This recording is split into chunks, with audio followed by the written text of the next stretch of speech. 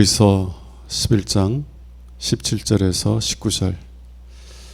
아브라함은 시험을 받을 때에 믿음으로 이삭을 드렸으니 그는 약속들을 받은 자로되 그 외아들을 드렸느니라.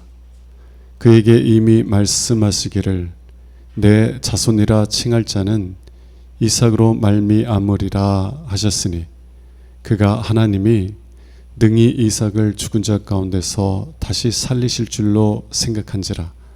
비유컨대 그를 죽은 자 가운데서 도로 받은 것이니라.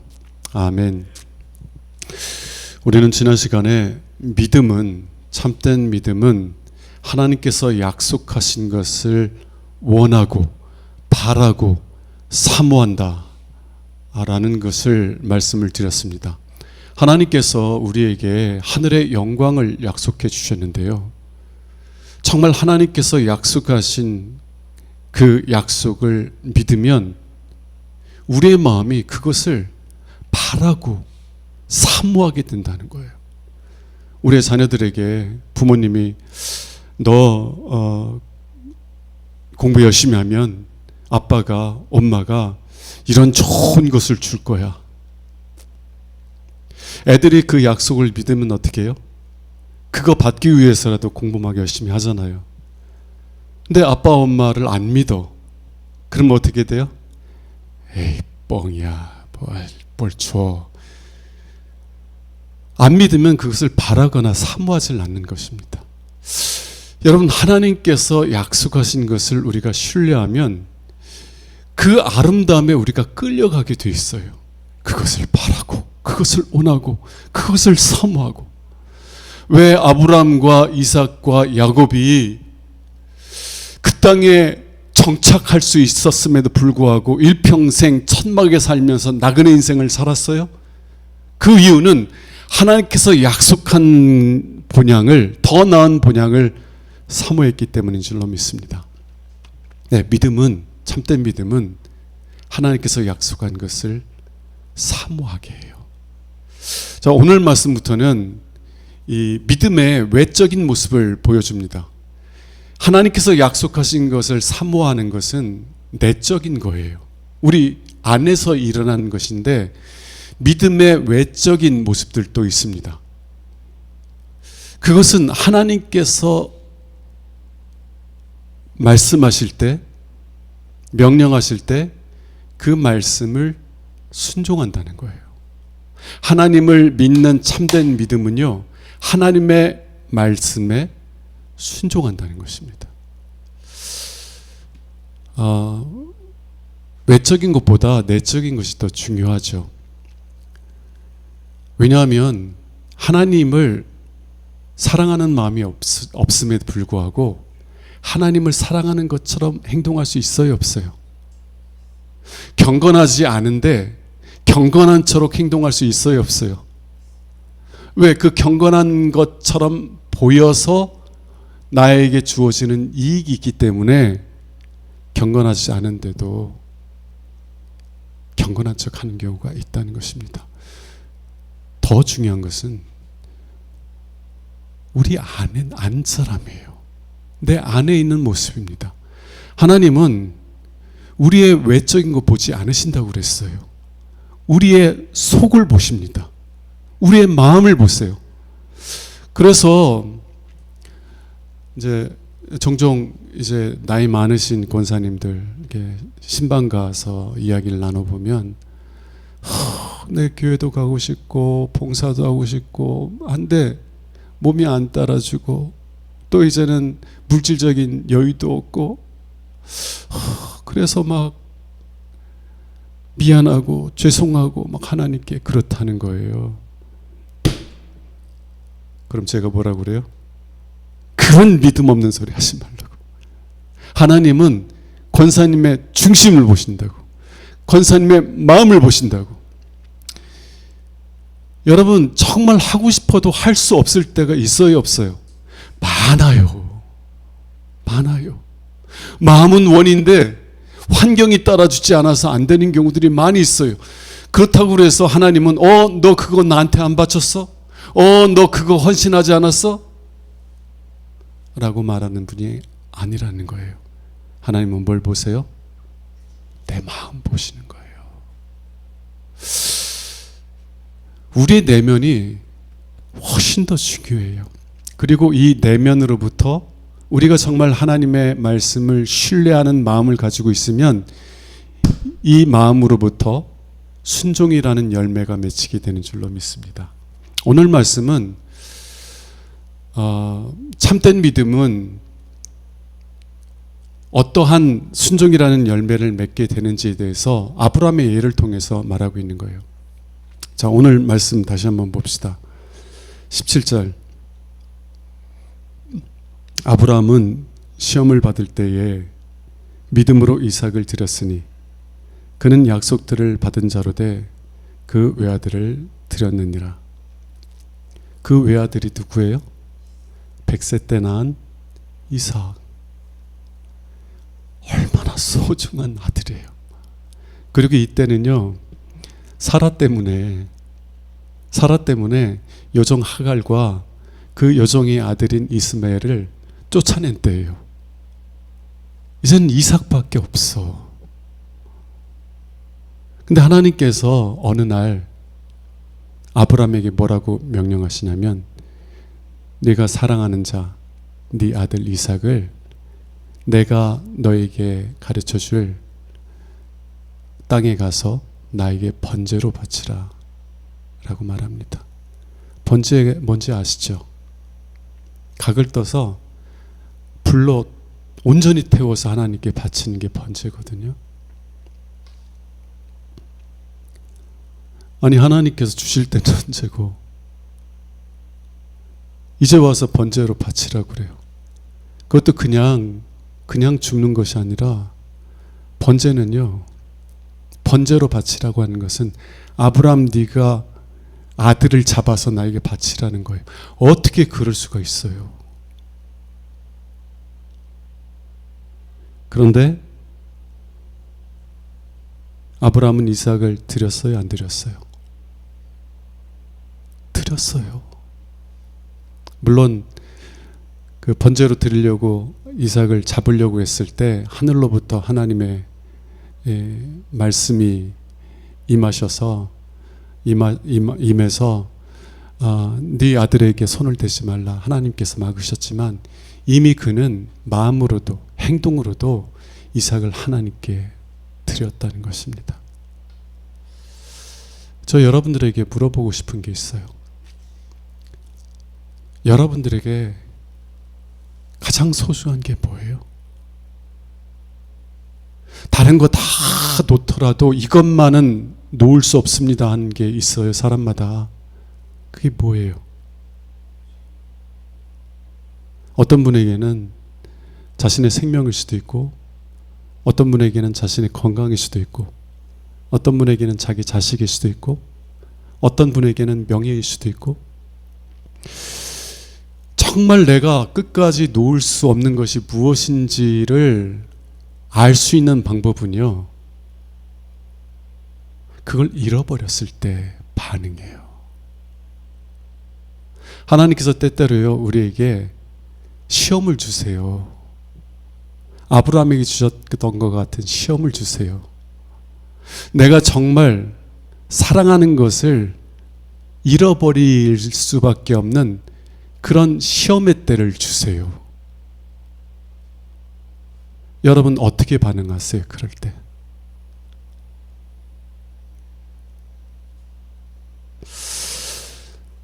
아브라함은 하나님 외에 자기에게 가장 소중한 자였을 거예요. 이삭보다 더 소중한 게 어디 있겠어요? 근데 하나님께서 이삭을 나에게 번제로 바쳐라 그랬을 때 아브라함은요, 주저하지 않고 이삭을 하나님께 드립니다. 어떻게 그럴 수 있었을까? 18절 한번 봅시다. 18절, 19절. 그에게 이미 말씀하시기를 내 자손이라 칭할 자는 이삭으로 말미암으리라 하셨으니, 이게 어느 때냐면요, 이삭이 이제 젖을 뗐을 때, 이제 아브라함이 잔치를 벌여요. 뭐 젖을 때면 한 3살 정도 될까요? 한 3살 정도 됐을 때, 젖을 뗐을 때 아브라함이 이제 잔치를 벌였는데 형 이스마엘이 어떻게 해요? 사라가 보니까 여종의 아들이 자기 아들을 조롱하고 놀리고 있는 거예요. 괴롭히고 있는 걸 보는 거예요. 그러니까 막 화가 나가지고 아브라함에게 달려가가지고 뭐라고 요구해요? 저 여종과 그 여종의 아들을 내어 쫓으라. 아유, 사라도 좀 세요. 세. 저 여종과 그 여종의 아들을 내어 쫓으라. 그 여종의 아들은 내 아들과 함께 기업을 얻지 못하리라. 아니, 이스마엘이 뭐 다 큰 장년도 아니고 그 둘을 쫓아내면 어떻게 살라고 쫓아내려고 그래. 아브라함이 그 이야기를 듣고 마음에 많이 근심합니다. 왜냐하면 그래도요, 이스마엘은 그래도 자신의 아들이기 때문에 그렇잖아요.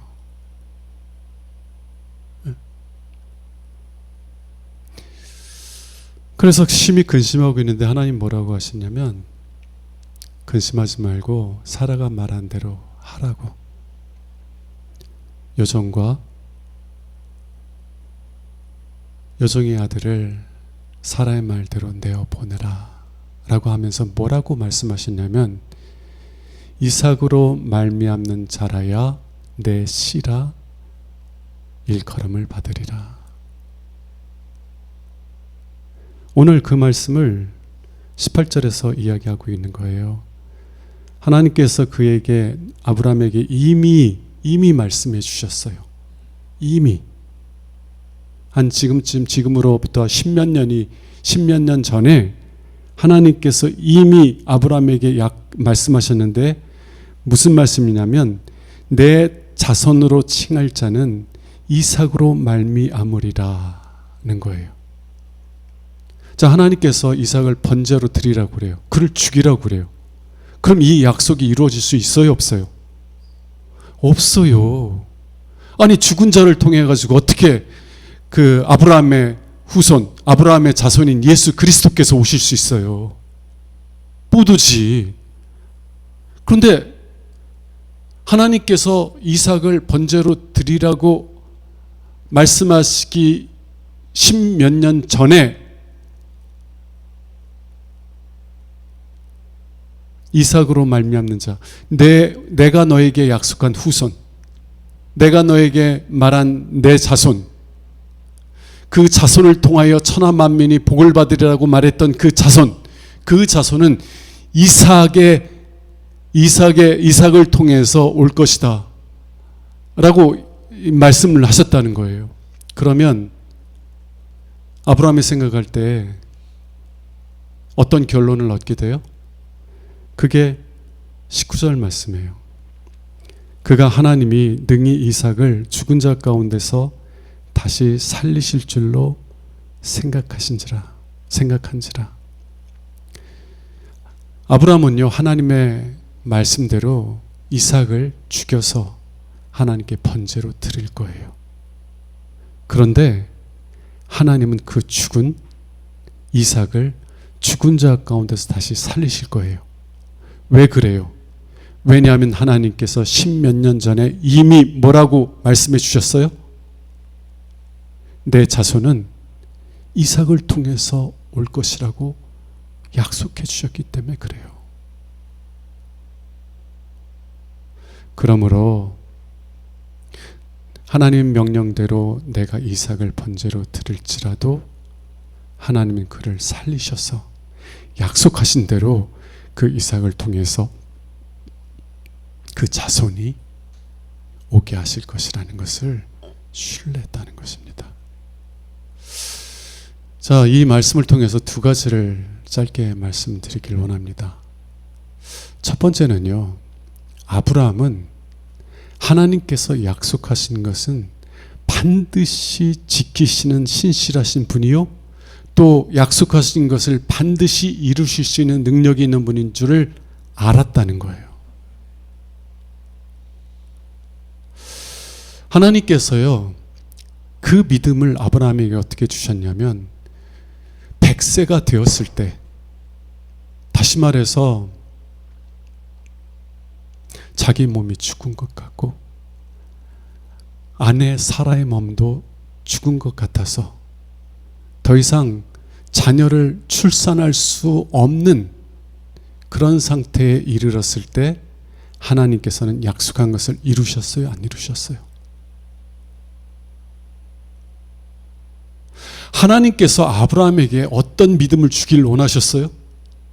아브라함아,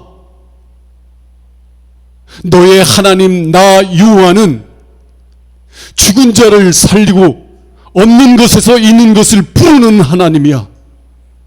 나에게는 능치 못한 것이 없어. 내가 너에게 약속했으면 그 약속한 것은 반드시 이루어진다. 이 사실을 알게 해주시길 원하셨어요. 그래서 아브라함으로 하여금 25년이나 기다리게 하셨어. 더 이상 자기의 노력과 힘으로는 하나님께서 약속한 것을 이룰 수 없을 때,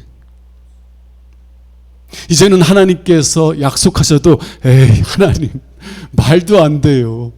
어떻게 이 나이가 들어서 이제는 내 몸이 죽은 것 같은 이때에 또 내 아내도 이미 생리가 끝난 지 오래된 사람인데 어떻게 아들을 낳아요? 그러나 하나님은 약속하신 것을 이루어 주신 줄로 믿습니다. 그걸 통해서 하나님은 아브라함에게, 하나님은 죽은 자를 살리시고 없는 것을 있는 것처럼 부르시는 하나님이시라는 사실을 배우게 해주셨어요. 자, 이 배움 이후에 하나님께서 아브라함의 믿음을 더 성장시켜 주시기 위해서 시험을 하시는 거예요. 자신에게 가장 소중한 아들 이삭을 하나님께 바치라고 하는 거예요. 그런데 그렇게 바치라고 하기 전에 십몇 년 전에 먼저 어떤 말씀을 주셨어요? 네 자손은 이삭을 통해서 오게 될 것이다. 이삭이 아들을 낳고 그 아들이 또 아들을 낳고, 그렇게 해서 그 이삭의 대를 통해서 네 자손 곧 예수 그리스도가 올 것이라고 약속해 주셨다는 거예요. 자, 그 약속의 말씀을 받은 이삭이 하나님께서 이삭을 드리라고 말씀하셨을 때 뭘 알았어요? 하나님은 약속하신 것을 반드시 이루시는 하나님이신 것을 알았어요? 몰랐어요?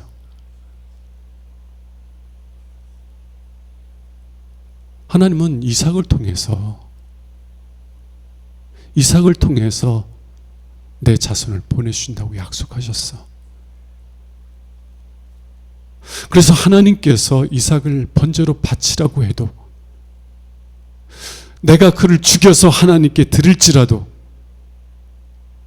하나님께서는 약속하신 것을 반드시 이루시니까 그를 죽은 자 가운데서 다시 일으키실 것이야 생각한 거예요. 그래서 드린 거예요. 여러분, 저는 여러분들에게 묻길 원합니다. 하나님께서 아브라함에게 이 시험을 주셨을 때는요, 아브라함이 하나님을 믿은 지 한 40년 좀 넘었을 때였을 것 같아요. 여러분 신앙의 연조가 얼마나 되세요? 신앙의 연조가 얼마나 되세요?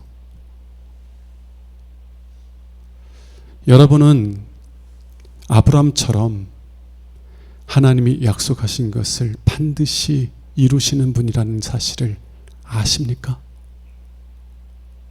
아니, 단순히 머리로 말고 온 마음으로. 머리로만 아는 사람들은요, 하나님께서 말씀하셨을 때 순종할 수 있어요, 없어요? 순종 못해요. 내 마음으로 하나님을 아는 것, 하나님을 이 인격적인 관계 속에서 알아온 사람들은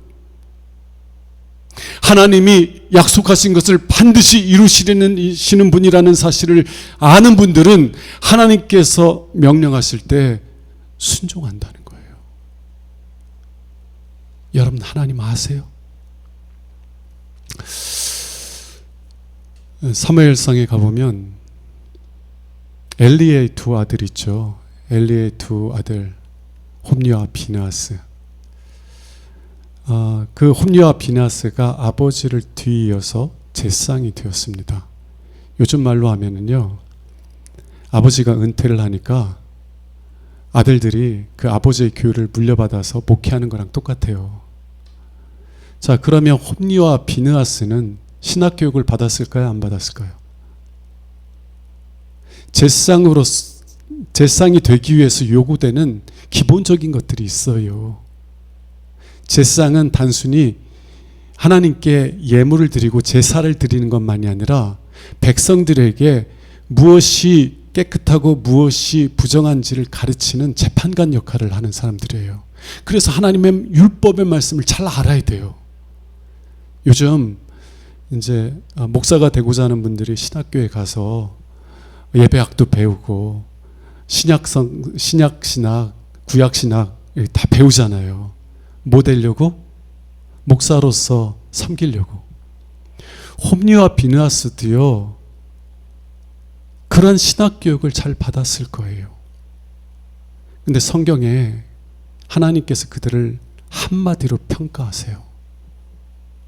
그들은 하나님을 알지 아니하더라. 성경에 대해서 잘 알 수 있어요. 일평생 교회에 살면서 목사로서 봉사할 수 있어요. 그런데도 하나님을 모를 수 있다는 것입니다. 자, 하나님을 알지 아니하니까 그들의 삶이 어떤 삶이 돼요? 하나님께 드리는 제사를 멸시하는 거예요. 하나님께 드리는 제사를 멸시하는 거예요. 다르게 표현하면 경건을 자신의 이익을 얻는 수단으로 여기는 거예요. 자신의 영광을 위한 도구로 삼는 거예요.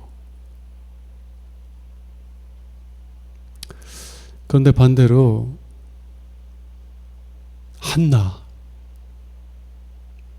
한나는 하나님께 간절히 기도해서 하나님께서 그에게 아들을 주셨잖아요. 사무엘.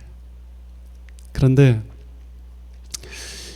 이 한나가 하나님께 소원한 대로 사무엘에 젖을 뗀 후에 그 아들을 누구에게 드려요? 하나님께 드려요.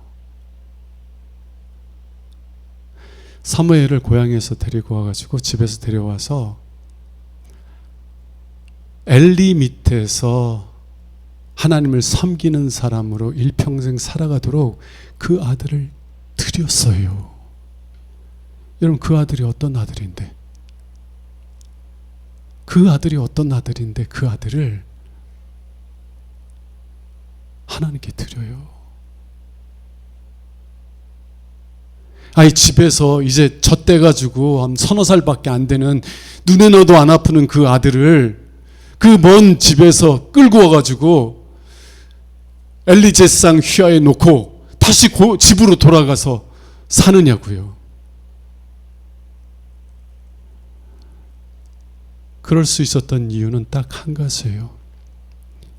한나는 자신의 그 간절한 기도에 응답하신 하나님, 그 하나님이 어떠하신 하나님인지를 알았기 때문인 줄로 믿습니다. 여러분, 하나님께서는요, 우리가 감당하지 못할 시험은 주지 않으세요.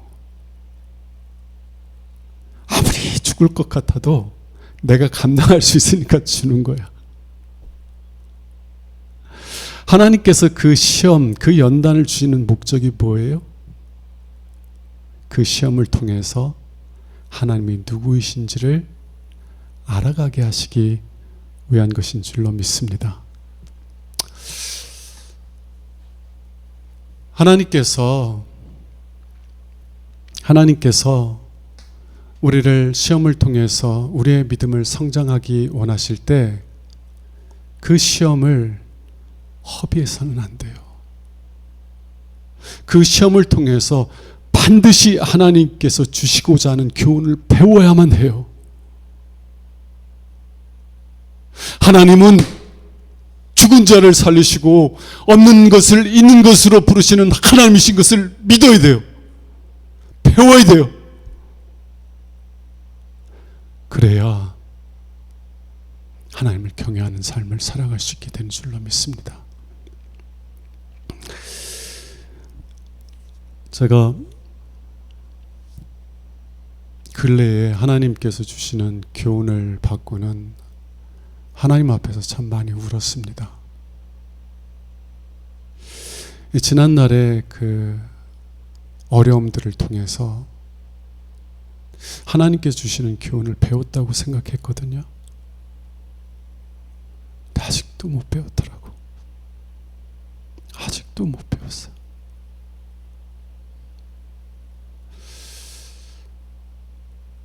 (40년) 동안 광야길을 걸었지만 아무것도 배우지 못하고 멸망했던 이스라엘 백성들이 남 얘기가 아니더라고요. 주님께서 부르신 지 벌써 수십 년이 지나가는데 아직도 하나님께서 주시기를 원하는 그 교훈을 온전히 배우지 못하겠더라고요. 하나님께서 나에게 시험을 허락하시니까 나는 다 배웠어 라고 생각했던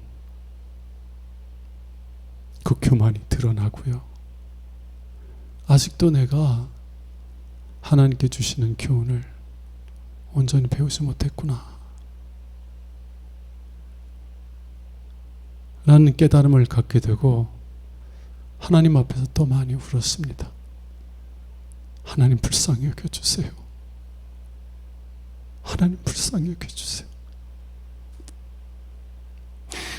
아직도 제가 참 부끄러운 얘기인데 우리 여러분들한테 어떤 분들한테 하나님께서 저에게 주신 그 귀한 교훈에 대해서 얘기해 말씀을 한 적이 있어요.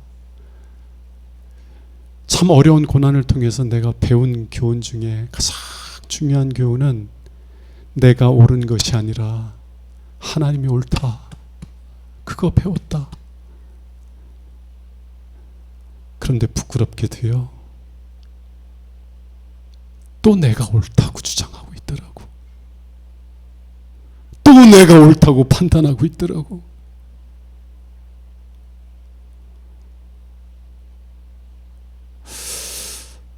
그래서 하나님 앞에 엎드렸어요. 하나님, 저는 언제나 이 교훈 다 배워요. 하나님, 저 불쌍히 여겨주세요. 정말 내가 옳은 것이 아니라 하나님이 옳다는 사실을 받으면 내가 보기에 옳지 않은 환경 속에서 하나님께서 두셨을지라도,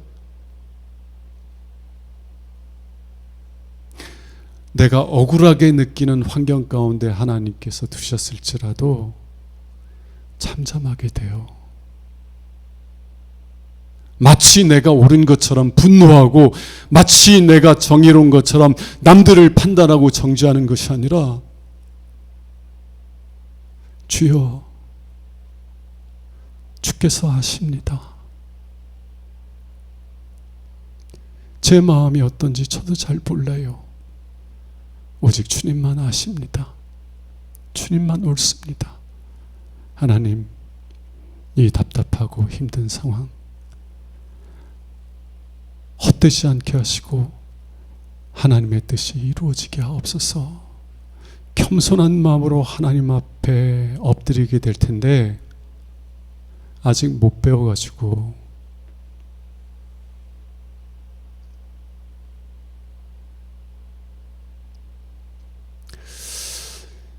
여러분, 하나님께서 아브라함에게 이런 시험을 주신 것은 그가 아직도 배워야 될 교훈이 있기 때문인 줄로 믿습니다. 이 교훈을 통해서요, 독생자를 내어주시는 아버지의 마음이 어떤 것인지를 아브라함이 알게 해주시기를 원하셨어요.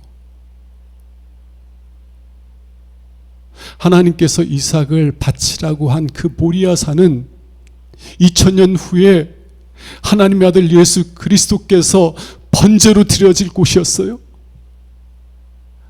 아브라함아, 네가 나를 알기 원하니?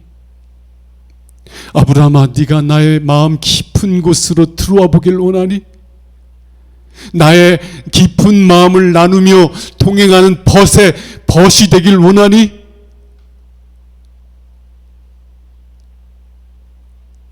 그럼 보아라, 내가 2000년 후에 이 산에서 너와 네 후손들을 복주기 위해서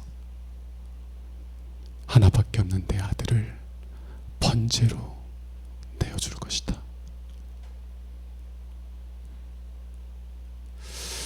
하나님께서는 이 시험을 통해서 아브라함에게 주시기를 원하셨던 교훈이 있어요. 그리고 아브라함은 그 교훈을 배웠습니다. 그리고 일평생 하나님의 벗으로 하나님과 동행하는 삶을 살았어요. 여러분, 하나님께서 우리에게 시험을 주시는 이유는 그 시험을 통해서 우리가 망하게 하는 것이 아니라 그 시험을 통해서 하나님을 더 깊이 알아가게 하시기 위함인 줄로 믿습니다. 시험이 헛되게 하지 마세요. 40년, 50년 신앙생활했다고 했는데 아직도 하나님이 누구인지 몰라. 아직도 자기 고집대로 살아가. 하나님이 옳다고 말하면서 아직도 내가 옳다고. 주여, 제 얘기하는 거예요? 여러분 얘기하는 게 아니라. 하나님께서 주시는 이 시험을 통해서 하나님께서 주시기 원하는 교훈을 배우고, 그래서 이전보다 더 하나님을 더 신뢰하고 이전보다 더 하나님의 마음을 깊이 알아가고, 그래서 하나님과 더 깊은 동행하는 복된 삶을 살아가는 은혜가 있기를 주님의 이름으로 축원합니다.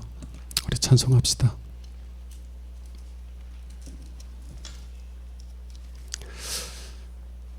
310장 하나님의 은혜로